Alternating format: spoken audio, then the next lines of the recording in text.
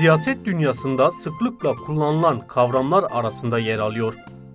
Ancak yaşamın her alanına etki ediyor. Yönetme yetkisini elinde bulunduran kişi veya kişiler için kullanılıyor. Zaman zaman güç diye nitelendiğine de tanıklık ediyoruz. Bu kez iktidar kavramını ele alacağız.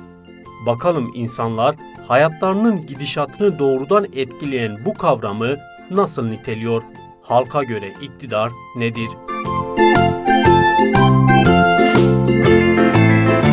İktidar bana göre tahakkümlüktür, tekelciliktir. İktidar devlettir, yani devlet değil ya, devlettir iktidar. Ülkeyi yöneten kişiye iktidar denir.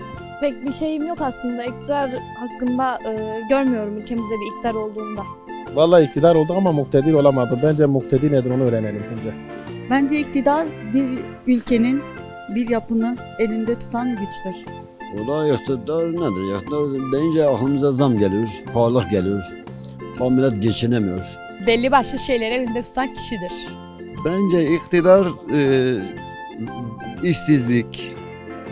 Ondan sonra millet geçinemiyor. Herkes iş derdinde. İktidar hakimiyettir.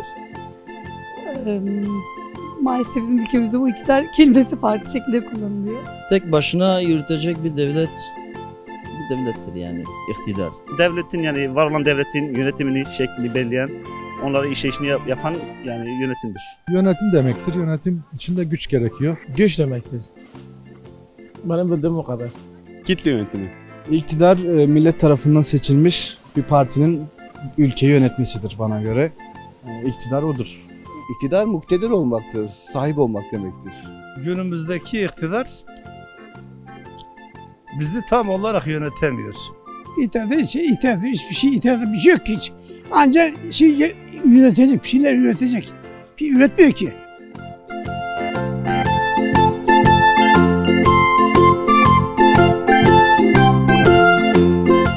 İktidar nedir sorusuna verilen cevaplar böyleydi.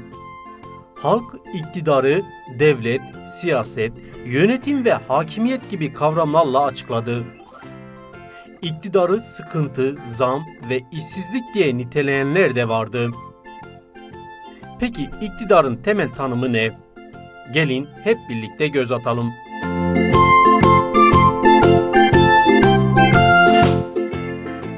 İktidar kavramı hayatın her alanını kapsayan şemsiye bir kavramdır. Aile, topluluk, toplum, devlet ve iş, kısacası insanlar arasındaki her türlü ilişkinin düzenlenmesi, dolaylı veya doğrudan iktidar kavramıyla bağlantılıdır.